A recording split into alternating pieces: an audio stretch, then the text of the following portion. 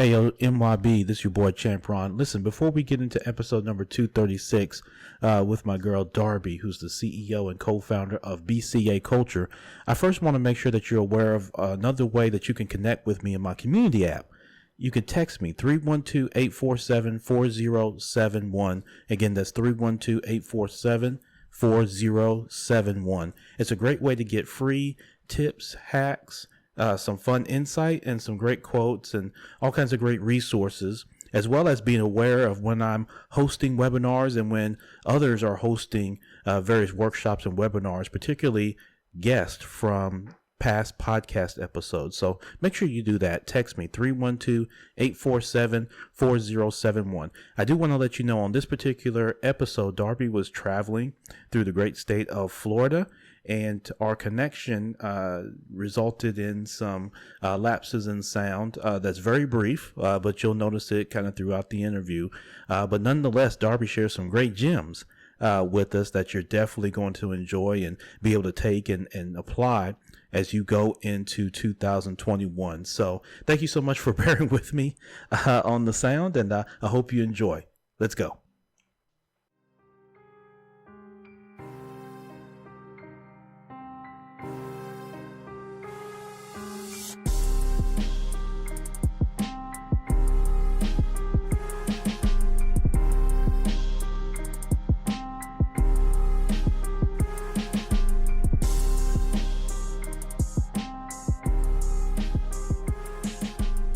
All right, NYB, thank you so much for coming back. We're here at episode number 236 of the Minding Your Business podcast, entrepreneurship, real estate, trending news. There's no business like minding your own. Subscribe to the podcast, 5-star, wherever you get your pods. That helps us continue to grow the NYB community. And don't forget, you can check me out at champronbrooks.com. That's champronbrooks.com. As well as you can text me. I'm on the community app. You can join my community, right? So it's a tribe called Champs. Is what we call it. So text me and join me, 312-847-4071. That's 312-847-4071. Text me. It's really me. It's not a bot. Yep. Hey, it's me. I respond back. And I'd love to be able to connect with you. And for those of you that are in real estate, I've got a gift for you. I've got my calculator, the calculator that I use to fund millions of dollars in deals. I've got that calculator for you, the exact calculator that me and my team use to determine where it makes sense to make an offer on a property that you're looking to buy, you're looking to wholesale, whatever it is that you're doing. And so I will send that to you free, right? With all my fancy formulas and all that, all you have to do is plug in your numbers and you'll look really smart. It helps me look smart, right? Even as crazy as I be looking, I can still look smart with my calculator. So I'll send that over to you, but text me, 312-847-4071.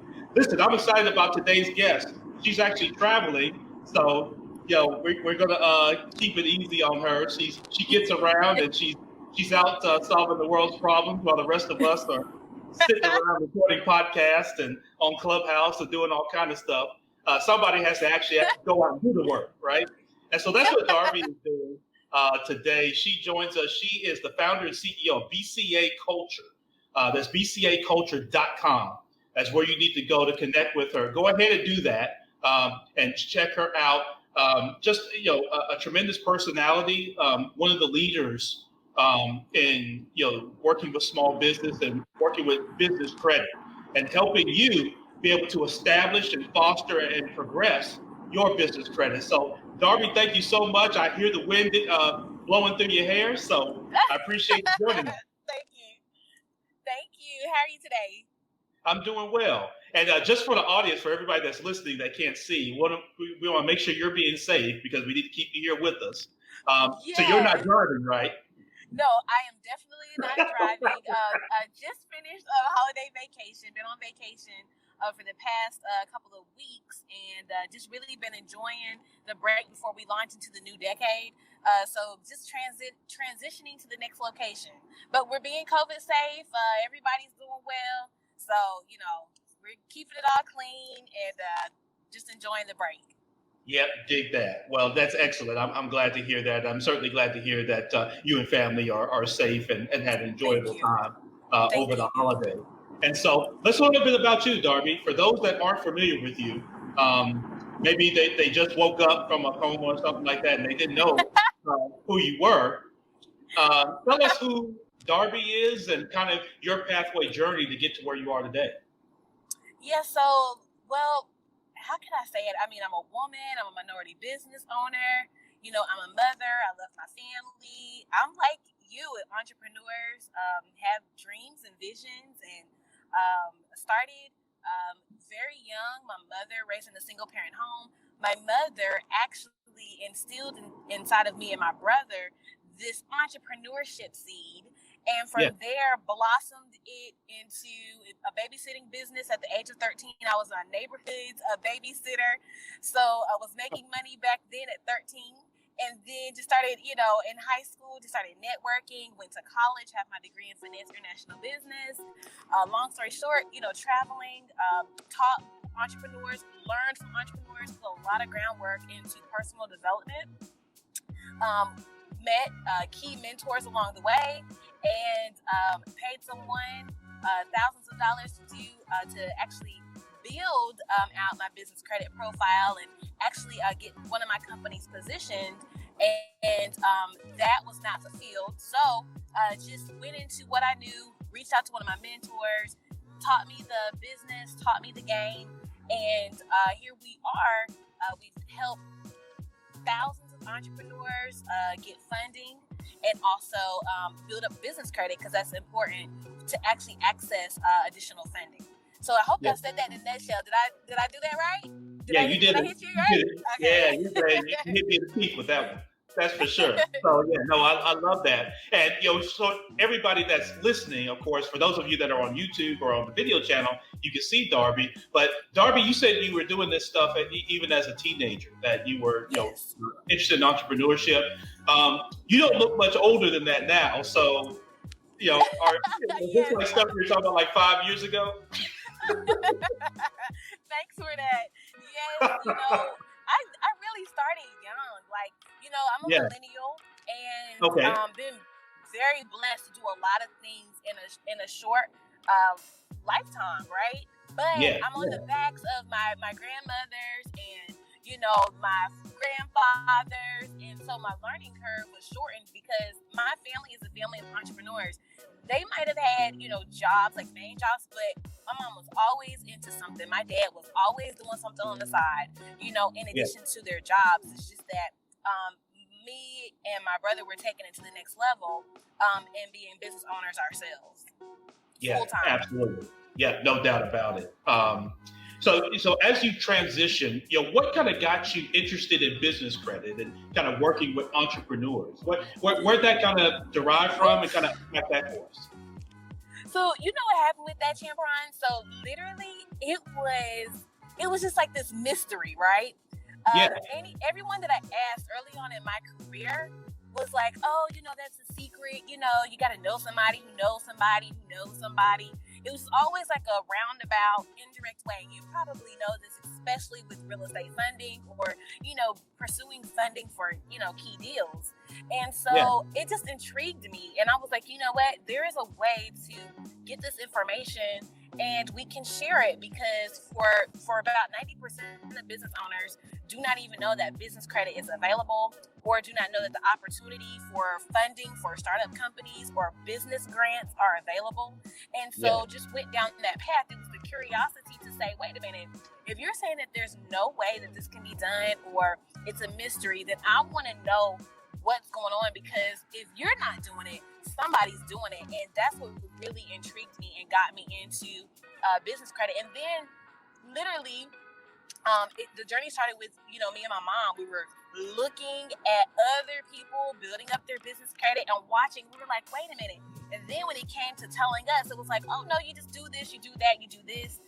Thousands of dollars later, many faulty connections and relationships later, and we finally developed our own system that was tried and true and guaranteed, and just been rolling ever since. So it was some disappointments along the way. It was some heartbreak along the way. There were some highs and lows along the way, but now we've really mastered it, and super thankful for everything because it gave me that drive to keep going. Yeah, absolutely, no doubt about it, Darby. And something that you really touched on that always strikes with me is that difference between personal and business credit. And I don't want to go too fast because I don't want anybody listening to get sidetracked by not understanding the difference between the two. So for me, I was a banker for 17 years, and I started my business kind of concurrent with my banking career, and then I went full time as I transitioned out of banking in 2018. One of the things that always amazed me was the lack of education around business credit, and particularly for people of color, right? Our melanated brothers and sisters, Right. not having that understanding of how to utilize and establish business credit, and always getting themselves in trouble on the personal side, and not believing or having the confidence or faith that they can engage and build business credit and leverage that to accomplish goals. Not just get a lump sum of money, because we'll get the PPP here in just a little bit, and I've got some concerns with some folks. I want to see what you think about that. So we're going to get to that, Darby. But at a basic level, describe kind of the difference between having and building personal credit to business credit. So just think of personal credit. It's based on your social security number. For those of you who are watching, it's built on that. So literally, we know personal credit. We use that to apply for our mortgages. We use that when we're going to school, to college. So it is our personal identity in the world of finance, in the world of education, in the world of pursuing a career. But business credit has an identification number, which is based on the EIN, the employer identification number, through your company. So your company is a legal separate entity. And Champron, this is where that great line for most of the business owners get confused, because they're like, well, wait, I thought that I could only get, I'm just using this for example's sake, but I thought I could only get a credit card with my being a personal guarantee. I didn't know that I could get it solely under my business. And you can. However, most banks or most traditional institutions do not extend business only credit because most people have their personal credit built. However, if business credit, or if your company's business credit was built with a consistent profile, with a thicker profile with more options, then that will become more popular. So business credit is based on your EIN, and then you have vendor credit that can, credit that lines of credit that you can accomplish with business credit, and the list goes on and on and on for opportunities that are there to be only funded through your company. Also, on business credit, you can have a larger capacity. So on personal credit, where you might get approved for maybe, $1,000 to $3,000 for, a starter card, or maybe you have to put down, I think, like a $200 secured card. On business credit, the capacity, the amount that you get approved for is much bigger. So you can actually build business credit much faster. And this is where most people do not know that. So there's a mix of business credit. You have vendor credit, you have lines of credit, we have funding opportunities that are getting ready to, come out even more with the stimulus bill and other funding opportunities. But that's all business credit. Also, business credit allows a company to be investor ready, to be venture capital ready, to be ready for government contracts. So business credit is not, I just, have my business credit profile and I want to get money. It's really your company's identity. It's your company's character to be able to attract more money, to attract contracts, to attract grants. All of that's taken into consideration for business credit. Yeah, absolutely. And of course, one of the things that always comes up with business credit, Darby, is people utilizing it for personal use, right? And I've always tried to share with people that business credit should be used and leveraged for business purpose to help grow and edify your business. I see so many people absolutely try to get business credit to handle personal endeavors. They want to pay personal bills. They want to go on vacation and post on social media that they're down in Miami and all this type stuff, or on some island. with the business money, and then they get themselves in trouble the same way they do on the personal side. So how can we all make sure that we have the proper behavior around business credit? Yes. So business credit is used for business use, right? And Yeah. so with business credit, you can be able to a system, right? There's always a way to handle and do business. And so with business credit, it's no different. We've had clients literally who have improved their personal credit through developing the right skill set, which we teach through our speaker, who have the right skill set and properly using business credit. Business credit is business credit. Funding is funding.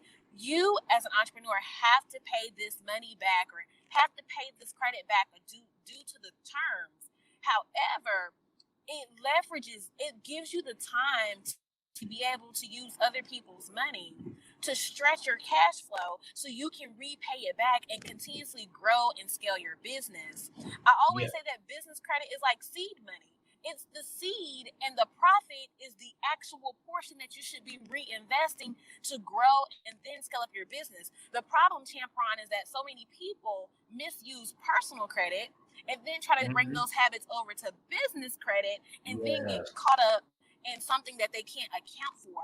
And with business credit, you definitely want to maintain good practices, pay back the money early so you can improve your score and get access to larger lines of funding. And also it builds relationship. And like, you know, from working with the bank, as I always tell everyone, it's important to date the bank because these relationships, you never know how they'll come back and be able to fund your ideas and your business in the future. Yeah. Darbi, how do we get Black and brown folks to think that way about the bank? Oftentimes there's either this fear of the bank, or this bank is really just, for me to just do these basic transactions. And many don't see it. I used to always be preaching this and trying to tell people, like, listen, you got to have a relationship. Like, the people at the bank need to know you, not just the teller giving you a stuff. And I'm not speaking down on that, because I was someone that, well, no, I'm telling you, because I in my last role, I was in the C-suite. So I was always in the retail kind of, or business banking, commercial. And so I had, 11 branches. I had 96 employees report to me, Darbi. Wow. And like I say, people, their base level relationship, the only people that knew them at the bank was, little Katie at the, one of the branches. And then if she moved or she left or got promoted or whatever, they don't know anybody.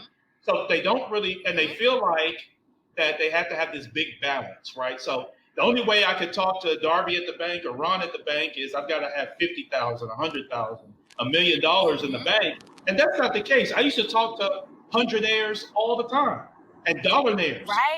Right. And that was my role, to help build, right? Like you do. So how do we encourage that engagement with people in the and kind of finance area, so that they become leveraged partners? Because when you borrow from the bank or from any lending institution, they're partnering with you.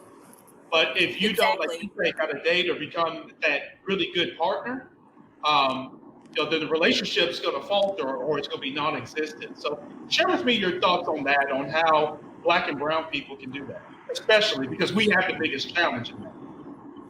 I agree with everything that you're saying. Like, it is so important and so key for us. Think about it. We're putting our money into their depository account with your bank. When I say there, I'm referring to the bank. Why wouldn't you want to know who has your money? And I think it's a mindset shift. So to answer your question, how can we get our people to really begin to develop and cultivate these relationships? One, we have to be comfortable with even talking about money. I think a lot of times relationships are avoided because the conversation is not as open. And when I was growing up, my mom, she talked about money. But it's a generational and a cultural barrier sometimes where the parents handle the money and the kids aren't having conversations about money. So first, we have to have these conversations about money in our own households, and then it'll translate out into the branches and into the banks. Plus, too, a lot of this has to do with ownership. In the financial industry, and you know this as well, we are underrepresented greatly in the financial industry. And it's mostly a white, male-dominated industry that is used to servicing large denomination. For those of you who are watching, large denominations are like large bank account numbers, $1 million, $2 million. You know, they're used to serving those clients. However, banking has to be a conversation. It has to be in our daily jargon. We have to talk about investments. We have to have financial literacy. I know that term's used a lot, but there has to be something that we're talking about, and that's something that we have to be sowing seeds about, because the next generation is paying attention. So how can we get our people to go into the banks and build relationships? We first got to get comfortable in even talking about money and understanding financial terms. And then we have to be comfortable with talking about money with each other. We have to be comfortable with talking about money and doing business with one another. And then we can leverage that in the bank. And then the second part of that is ownership. We as Black and brown and underrepresented entrepreneurs have to come together and truly start banking Black and start having these open conversations so we can do more in our communities. Yeah. Well, let me challenge you a little bit, Darbi. We do talk about money a good bit. We rap about it all the time. But you know that's not talking about it. You know we rap about it all the time. But see, you know, Tamperon, we that's bragging about it, right? Right. So the key term is the financial literacy, right? Because you know, like talking about, oh, yo, I got my Mercedes. Oh, I got my Benjamins. It's all about the Benjamins. No, listen, we've all been dancing to that and doing this. Right. How did you get the Benjamins, right? Right. How did you get the Benjamins? How did you want to be a billionaire, but why do you want to be a billionaire, right? We got to get deeper than flashing the cars. Because let's be frank, Tamperon, right? If you want to go there, most of those cars are rented anyway, right? Most of the homes are rented anyway. And most of them are using a type of funding in advance or something, which is funding from the companies who own their music or their masters or who own their creative intellectual property. Speak the truth now. So take you there, did you? Right. Speak the truth now. So no, you're exactly right, 100%. All facts there, and so you're right. We have to get from bragging about the material things that money can buy or that we can acquire with money, and have the conversation with money as not even just money as an employee, but money should be a partner with you as well. Like every dollar in your bank account, I used to tell people that every dollar in your bank account is a business partner. Okay. And when you have a business partner, just like any relationship that you have to foster, you have to cultivate that, and then it has to have a role. Any great team with multiple people has to have a role. Everybody on the team has to have a role. So if you've got a checking account right now and you've got $200 in it, or you've got $200,000 in it, each dollar has to play a role. For a good team, it has to play a role. Right. Same when you borrow the funds. If you leverage someone else's money, which is a great way to build your business, you should, each one of those dollars should have a purpose and it should have a role. And I think one of the challenges we tend to have is when we get lump sums of money, we don't give it a role. We just let it do whatever, right? And when you have a team like that, it, think about with your business. If you had a team and you got people in your business, Darbi, and they show up and just do whatever the hell they want, right? That's not really going to help build, your mission and take care of the people that you're looking to take care of. If we all just show up and just do whatever we want, right? We all have to have a role. Right. You're absolutely right. You're absolutely right. We have to direct it. Like, money is called currency, and specifically, that we're dealing with fiat money, right? So it's not backed by gold, and so right. That's a movement, and we really have to understand how money is moving today is not how it moved 10 years ago, and we have to keep up with the cheese and be ahead of the cheese, literally. Yep, true. Yep, very true, very true. Um, for BCA culture, tell me about um, kind of what BCA culture stands for and how you specifically, Darby, help people to be able to develop business credit and a business credit profile. So with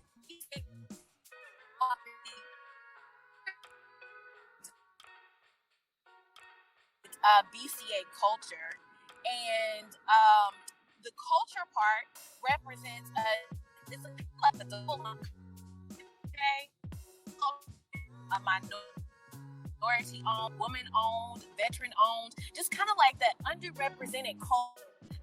The startup companies that are sometimes overlooked, right? So it's a culture of doing live events and teaching classes, and so definitely due to pivot be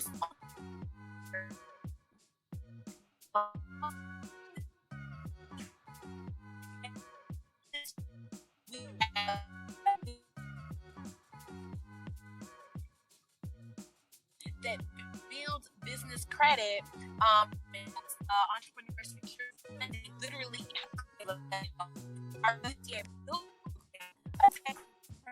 through the journey to where step by step, and as a previous banker, there are certain steps that need to be fulfilled and completed for startup companies to be able to be positioned.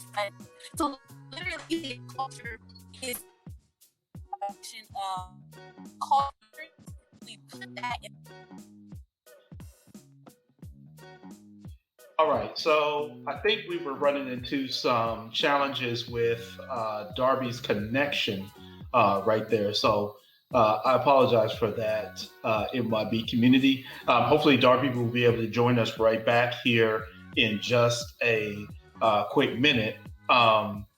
It's always a challenge this time of the year when you're traveling for family and that sort of thing. So thank you so much for hanging in with us as we try to bring Darby back. But one of the opportunities that we have with business credit is the education piece and being able to reach out to someone like Darby to be able to do that. And so so most definitely. Let's see, Darby, are you back with us? Champagne, can you hear me? Yep, I can hear you. Are you back with us? You left us for a quick second, but we're still here with you. Yeah, okay, thank you. I apologize about that. I think we hit a dead zone, but glad that we're back. Yeah, absolutely. Did you catch the gist? No, if you could of BCA culture. No, we missed that. So, and we're anxious to hear. So, if you don't mind repeating it, that way we can make sure we catch it. Okay, yeah, no worries. So BCA Culture. So originally, the company was called the Business Credit Agency, and so of BCA, the Business Credit Agency, we turned that into BCA Culture, and so that's what BCA represents of the name BCA Culture. And so the culture part is kind of like a double entendre in the sense that it represents an underserved, underrepresented culture of entrepreneurs, whether those entrepreneurs are minority business owners, whether those entrepreneurs are woman business owners, whether those entrepreneurs are startup business owners. It's representing, it's not about race per se, it's about representing a nation of people who have felt unheard. Over 75% of startup companies fail within the first 5 years due to lack of funding. So we wanted to create a winning culture for these business owners to learn in our software, which is BCA Builder inside of BCA Culture. We want entrepreneurs to learn steps to properly position your business, how to properly position your company so you can get business credit, so you can secure funding, so you can get government grants or contracts to keep progressing. So BCA Culture really is its own community. Like in our Facebook group, we have BCA Culture Community, where so many entrepreneurs in there are giving each other tips and advice and helping each other out and answering and asking questions. And that's what we wanted to create is a culture of entrepreneurs who may be starting up, but also eager to help others. Yes, absolutely. And I love that. I love how you're building community around it. I think that's a unique approach when you come to credit. Oftentimes when you see with credit, you get like credit repair and that sort of thing, which is, obviously a tremendous industry, right? And there's some people that do extremely well with that and very credible. But I love how you educate through the community, with that. And I think that's definitely tremendous. Darbi, as we go into 2021, what do you see kind of on the horizon? What are some things that we should be looking towards? I know you're a big advocate for helping us make sure that we can utilize the government fund, particularly around the stimulus package and that sort of thing that was signed today by the president. What are some things that we should be looking towards and preparing so that we can be involved in that, so that those funds don't just go to who they traditionally typically go to, but that those that are underrepresented have an opportunity to be able to leverage those funds for progression? The biggest thing is to be prepared, and that's to be prepared in your paperwork. We literally right now, Champron, are booking like strategy calls to get ahead of the crowd. We're saying, hey, get positioned, go ahead. Less than 3% the last time, less than 3% of minority-owned business owners even applied or even knew to apply for the funds that went out. And I'm such an advocate for it because it's $284 billion that's set aside for businesses. Now, this go around, there's a specific focus for businesses that are located in low income areas. If you notice how the bill is written, it's really to cater to woman-owned and minority-owned business owners. And so it's time to get it. The ways that we can prepare is to make sure that we have our documentation in place, making sure that we have our accounting records up to date. A lot of business owners were not prepared. Also, it's understanding if you're a sole proprietor or if you are a separate entity, making sure that your business is together. And so Champron, literally, we've been, booking consultations, strategy calls, to make sure that our business owners are ready and prepared. Because what happens when they start opening up these portals, and you know how it is, right? When they start opening up these portals, everybody who knows about it from the first round is going to be applying again. Yes. And so you've got that wave plus the wave of people who are made aware of it because they know they missed it the first round. So now is the time to be positioned to get ready. And to book a strategy call, everyone can go directly to our website, as Champron was saying, bcaculture.com, and book a strategy call because now is the time to get it. Like you said, President Trump signed yesterday. He signed yesterday on December 27th. We have a short window to capitalize on the funding that's available, and we got to do it now. Yeah, absolutely. With that, Darbi, should we all be looking to get in on that first round of it? So, like, as soon as the portals open up, should we pounce on it, or do you think that it's better to wait and kind of okay? If you snooze, you lose, and you know this with funding, right? There's an allocated. This money is set aside to serve the purpose to stimulate the economy. That's what the purpose of it is. And also, too, what's different this time is that the SBA, they're going to be checking documentation. So they're saying now, give them about 21 days before the checks go out or before the money's dispersed. So, and last time it was like a 24-hour to 3-day turnaround. But then as more and more people started applying for it, it got super delayed. So there's one or two ways that this can happen. You're either going to be at the forefront and you're going to be smooth selling it, or you're going to be a part of that crowd that gets bottlenecked if you wait. And I don't know about you, but you don't want to wait on funding. You want to go ahead and get because your bills aren't going to wait.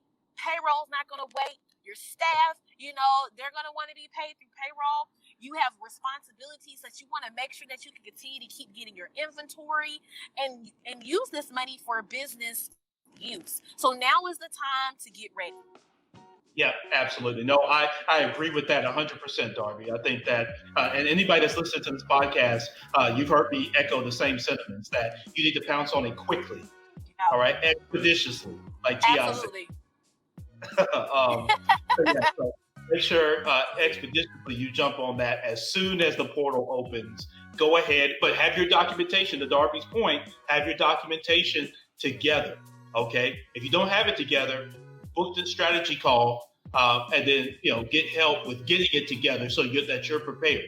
Okay, because what I don't want to see happen is, and I want to ask you this about PPP from this year, because next year they're going to be on the prowl looking for people who got those PPP loans, those EIDL loans, and that kind of thing, and didn't even have legit businesses, right? Or businesses that would have been impacted by the pandemic, like you started your business a week before they opened the portal. They're coming for you. Let me be the first to tell you. They are coming. I'm on banking calls. Yes. Okay? Those of you that know, I'm on state association banking calls. All right. They're being audited come next year for HMDA and all that other stuff. They're going to be looking for them. As a matter of fact, the banks were the ones who were reporting to the SBA, like, wait a minute, some people are getting deposits and these customers don't have bank accounts. They're not business owners. That's really what flagged the SBA. Now you have $20 million set aside through the IRS, in which they're looking at that as well. So, especially in the paycheck protection, which is where a lot of fraud was. If you're a sole proprietor, apply as a sole proprietor. Do not get it mixed up. If you're not a business, if you did not form a business, then don't apply as a business. Just apply as a sole proprietor, which means that you would apply under your social security number. And see, that's where a lot of people, Champron, were confused. Were filling out the applications wrong.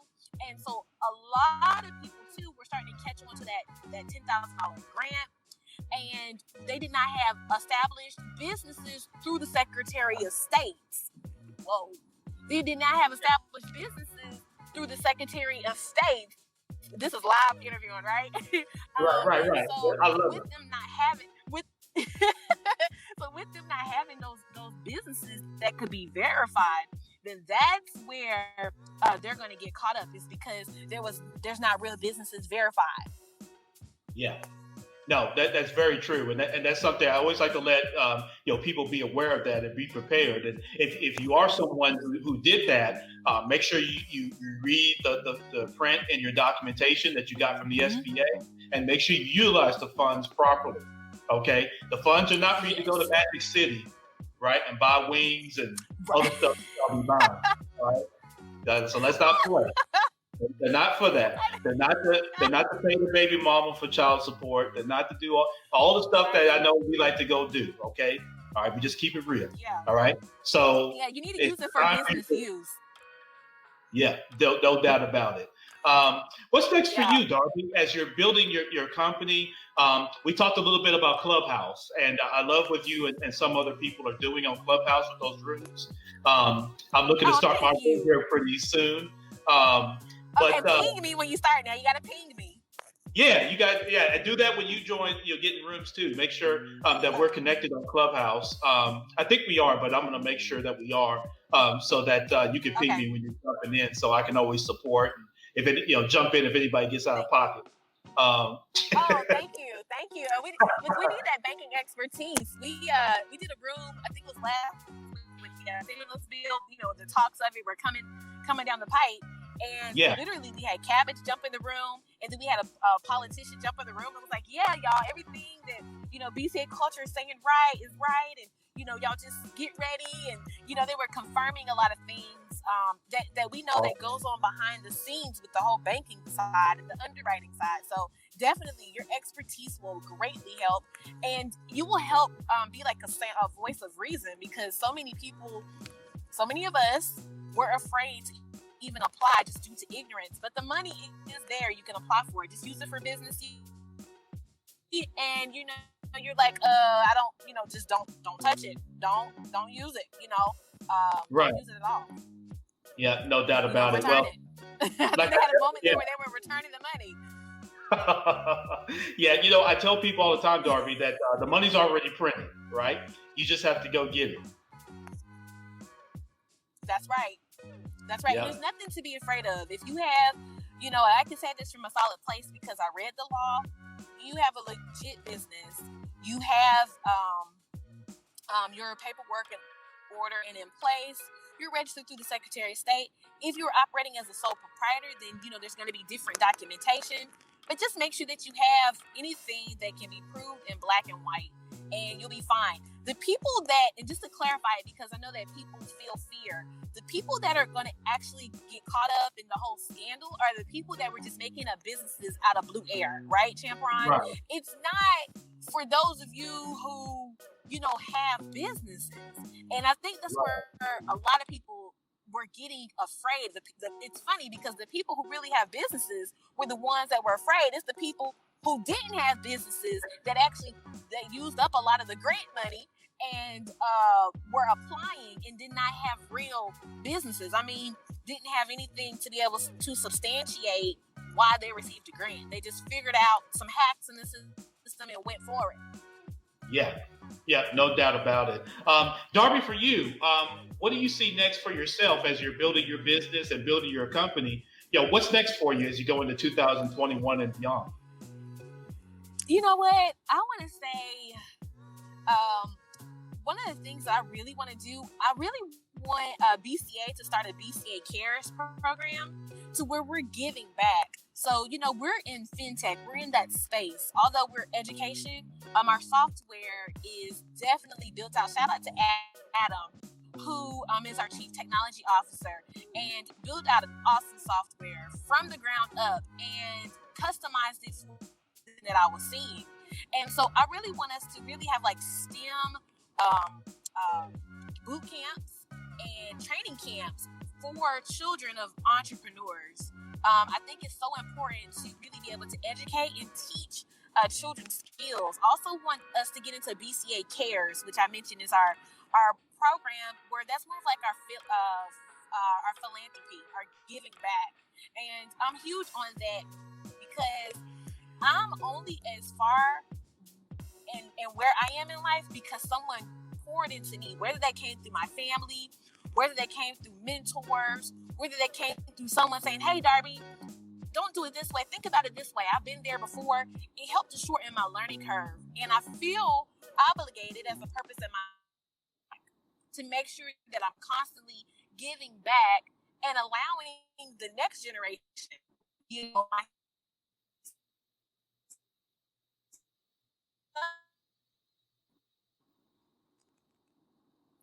I hope you heard me, Champaron, to allow the legacy to continue. Yep, absolutely. Okay. Without question. Awesome. Without question. No, I love that. And, I'd love to be a part of that and how you build that. So if you find that I could be doing that, no, Darbi. I can help in whatever way that you see fit. But, Darbi's our guest today, the founder and CEO of BCA Culture. Again, make sure you're going to bcaculture.com. There's several articles that are featuring Darbi around there. So, kind of like the big time folks say, Google her, and you'll find everything that you need. But Darbi, thank you so much for the time that you take to help all of us be able to build credit and understand it. And thank you for the community. And thank you for taking time, even as you're traveling, to jump on this podcast and speak to us today. I really appreciate it. I appreciate you, and thank you for the opportunity to be able to speak to your audience. And let's connect. Let's do a room on Clubhouse because, and if you don't mind me saying this, Clubhouse is a great place to network and to learn.